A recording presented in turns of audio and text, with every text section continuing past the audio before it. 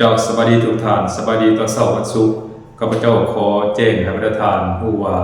คลิปวิดีโอที่ข้าพเจ้าออกไปในแต่ละมือนั้นข้าพเจ้าได้เห็นขึ้นมาก่อนมือหนึ่ง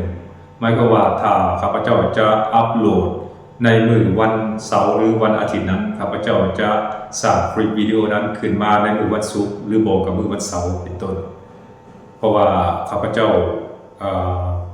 จะรวบรวมเอาบรรดาเหตุการณ์ต่างๆที่เกิดขึ้น